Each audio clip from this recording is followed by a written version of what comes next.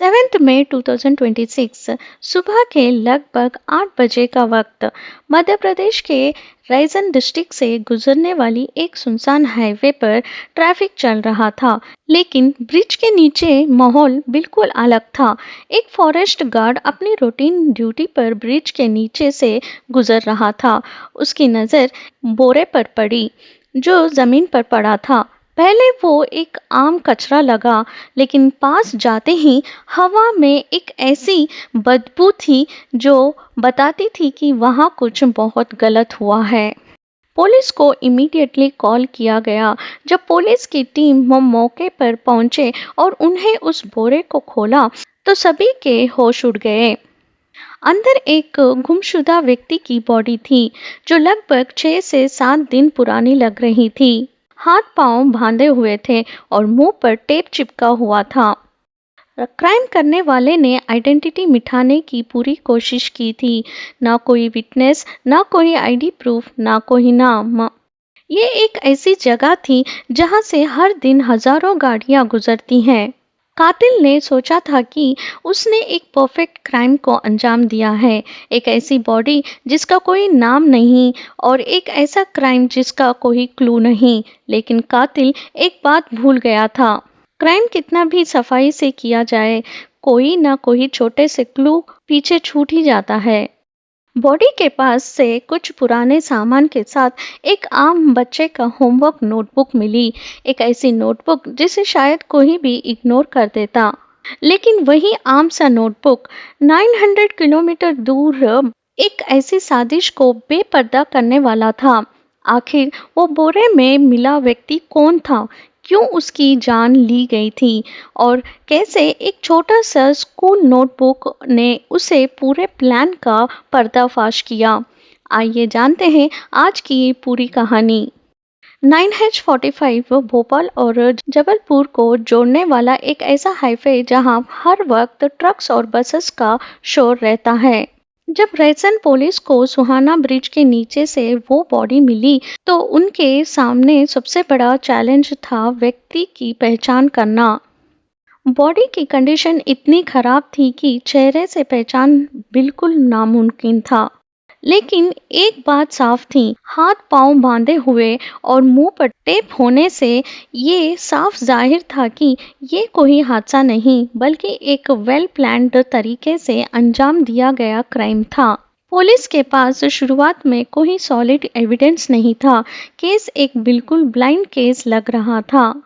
लेकिन जब crime scene के आसपास बारीकी से तलाशी की गई तो पुलिस को एक पुराना बैग मिला। बैग के अंदर कुछ आम चीजें थीं, एक जोड़ी जूते, एक कॉम्ब और वहीं बच्चे की स्कूल होमवर्क नोटबुक। पहले देखने में वो नोटबुक मामूल लग रही थी, लेकिन जब इन्वेस्टिगेटर्स ने उसके पेजेस को ध्यान से देखा तो उन्हें टीचर की हैंडराइटिंग और स्कूल स्टैम्प का क्लू मिला। जब कोई रास्ता नहीं बचा तो छोटे से छोटा क्लू भी सबसे बड़ी उम्मीद बन जाता है। पुलिस ने अपना पूरा फोकस उस नोटबुक की हैंडराइटिंग और स्कूल आइडेंटिटी पर शिफ्ट कर दिया। इन्वेस्टिगेशन टीम ने उस नोटबुक को ट्रेस करना शुरू किया। ट्रेसिंग पहुंची नारसिंगीपुर डिस्ट्रिक्ट के एक स्कूल तक। स्कूल से डिटेल मिलने के बाद पुलिस एक स्पेसिफिक घर तक पहुंची। लेकिन जब पुलिस टीम उस घर पर पहुंचे तो वहां एक और सस्पेंस उनका इंतजार कर रहा था। घर पर बाहर से ताला लगा हुआ था। पड़ोसियों से पूछताछ करने पर पता चला कि पिछले कुछ दिनों से ये घर अचानक बंद है और किसी को नहीं पता कि अंदर रहने वाले लोग कहाँ गए हैं। पुलिस का शक अब यहीं पर पक्का हो गया। इन्फॉर्मर्स और डिजिटल ट्रैकिंग की मदद से पुलिस ने सर्च ऑपरेशन तेज की और कुछ ही दिनों में पुलिस ने 3 लोगों को कस्टडी में लिया, रीना, अरुणा और हरनाम। शुरुआत में तीनों ने पुलिस को भटकाने की पूरी कोशिश की, अलग अलग झूठे बयान दिए। लेकिन जब स्ट्रिक्ट क्वेश्चनिंग हुई तो एक एक करके सच सामने आने लगा। उस बोरे में मिली बॉडी की पहचान हुई वीरू अलियास पप्पू के रूप में, जो राजस्थान के बिलवार डिस्ट्रिक्ट का रहने वाला था।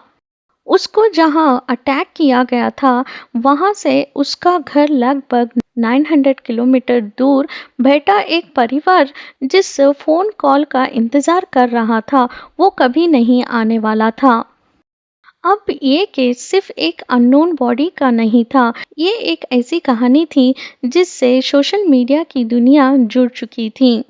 इस पूरे मामले के मेन जो महिला थी उसका नाम था रीना। रीना की शुरुआती जिंदगी आसान नहीं थी। उसके पिता का देहांत उसके जन्म से पहले ही हो गया था और कुछ ही सालों बाद उनकी माँ भी इस दुनिया में नहीं रही। रीना को उसकी मासी ने पाला पोसा। गरीबी और स्ट्रगल के बीच वो बड़ी हुई। टीनेज में रीना की मुलाकात अपनी ही गांव के एक युवक अरुण से मुलाकात हुई। शुरुआत में एक ये आम दोस्ती थी जो धीरे धीरे गहरी होती गई, लेकिन एक छोटे गांव में बातें जल्दी फैलती है। जब रीना के परिवार को इसका पता चला तो उन्होंने सामाजिक डर से रीना की कम उम्र में ही शादी करवा दी। शादी के बाद रीना ने एक आम गृहस्थी जिंदगी जीने की कोशिश की। वो एक माँ भी बनी, लेकिन तकरीबन 13 साल बाद उसकी शादी टूट गई और वो अपने पति से अलग हो गई। उसी मुश्किल दौरान में अरुण एक बार फिर उसकी जिंदगी में लौट आया। पुराने जज्बात को सालों से दबाए हुए थे, वो दोबारा जग उठे। अरुण फाइनेंशियली काफी स्ट्रांग था। उसके पास प्रॉपर्टी थी और वो एक फाइनेंस कंपनी में काम करता था। अरुण ने रीना की जिंदगी को पूरी तरह बदल दिया। Fixed deposit, expensive luxury SUV car, latest iPhone और हेवी गोल्ड ज्वेलरी। रीमा को वो सब मिला जो उसने पहले कभी नहीं देखा था। रीना ने सोशल मीडिया की दुनिया में कदम रखा। इंस्टाग्राम पर रील्स बनाया, महंगे कपड़े शो ऑफ करना, लग्जरी कार के साथ फोटोशूट करवाना। रीना के कंटेंट को लोगों ने पसंद करना शुरू किया और वो वायरल होने लगी। लेकिन असली ट्विस्ट तब आया जब राजस्थान के बिलवारा से एक फॉलोवर वीरू ने रीना की प्रोफाइल देखी। वीरू रेगुलरली रीना की वीडियोस पर लाइक और कमेंट करता था। धीरे धीरे ये इंटरेक्शन डायरेक्ट मैसेज में बदल गया। Daily chats, late night calls और ऑनलाइन कनेक्शन एक रोमांटिक रिलेशनशिप में बदल गया। वीरू राजस्थान से नरसिंहपुर बार बार आने लगा, सिर्फ रीना से मिलने के लिए। धीरे धीरे वीरू को रीना की लाइफ, उसका पास्ट और अरुण के बारे में पता चलने लगा। दूसरी तरफ अरुण को भी वीरू और रीना के इस नए रिलेशनशिप की खबर लग गई। तीनों के बीच टेंशन बढ़ने लगी। अरुण और रीना को लगा कि वीरू उनकी प्रॉपर्टी और रिलेशनशिप के लिए एक बड़ा खतरा बनता जा रहा था और यहीं से शुरू हुई एक ऐसी साजिश जिसका अंजाम बहुत खतरनाक होने वाला था। वीरू के लिए ये एक नॉर्मल दिन था। उसे लग रहा था कि वो हमेशा की तरह रीना से मिलने जा रहा है। राजस्थान में उसका परिवार बेफिक्र था। किसी को नहीं पता था कि अगले कुछ घंटों में क्या होने वाला है। रीना ने वीरू को एक घर पर मिलने के लिए बुलाया, लेकिन जब वीरू वहां पहुंचे तो वहां सिर्फ रीना नहीं थी। वहां पहले से ही अरुण और उनका एक एसोसिएट हर नाम इंतजार कर रहा था। जैसे ही वीरू घर के अंदर आया, उस पर बिना किसी वार्निंग के अटैक कर दिया गया। अचानक हुई इस हमले से वीरू को संभालने मौका तक नहीं मिला और मौके पर ही उसकी जान चली गई। इंसिडेंट के तुरंत बाद सभी ने मिलकर एविडेंस मिटाने का काम शुरू किया। घर के अंदर के तमाम ट्रेसेस को साफ किया गया। विक्टिम के हाथ और पैर को रस्सी से कसकर बांधा गया और मुंह पर टेप लगाया गया और बॉडी को एक बोरे में पैक कर दिया गया। उस बोरे को उसी लग्जरी एसयूवी कार की डिक्की में रखा गया जो कभी रीना के ग्लैमरस लाइफस्टाइल का सिंबल हुआ करती थी। रात के अंधेरे में कार को रैसन डिस्ट्रिक्ट की तरफ ले जाया गया। सुहाना ब्रिज के पास सड़क से लगभग 40 फीट नीचे एक सुनसान खाई में उस बोरे को फेंक दिया गया। उनका प्लान था कि बॉडी को दूसरे डिस्ट्रिक्ट में फेंक कर पुलिस को भटका दिया जाए ताकि कोई लिंक कभी जुड़ ही ना सके। क्राइम को अंजाम देने के बाद वो लोग छुपे नहीं बल्कि ऐसे एक्टिंग करने लगे जैसे कुछ हुआ ही ना हो। उन्होंने उज्जैन और मुंबई की ट्रिप्स की। सोशल मीडिया पर बाहर से सब नॉर्मल दिखने की कोशिश की गई, लेकिन वो एक चीज भूल गए थे, डिजिटल फुटप्रिंट्स और ह्यूमन एरर। पुलिस के लिए नोटबुक से मिलने वाला स्कूल लीड सबसे पहले टर्निंग पॉइंट था, लेकिन जब सस्पेक्ट्स कस्टडी में आए तो उनके झूठ को बेपर्दा किया डिजिटल एविडेंस ने। GPS location data, luxury SUV की मूवमेंट तो ट्रैक हुई, जिससे पता चला कि वो गाड़ी क्राइम वाले दिन रेजन हाईवे पर मौजूद थी। दूसरी, mobile tower records, Veeru, Reena और अरुण के मोबाइल लोकेशन उस रात एक ही एरिया में मैच हो गए। तीसरी, ट्रिप हिस्ट्री, उज्जैन और मुंबई की उनकी ट्रैवल रूट्स ने उनके टाइमलाइन को एक्सपोज कर दिया। एक छोटे से स्कूल नोटबुक की क्लू से शुरू हुई ये इन्वेस्टिगेशन डिजिटल डेटा के जरिए पूरी तरह कंप्लीट हो गई। रीना, अरुण और हर नाम को अरेस्ट करके जेल भेज दिया गया। ये केस एक ऐसी मिरर है जो हमें दिखाती है कि सोशल मीडिया पर जो दिखता है वो हमेशा सच नहीं होता।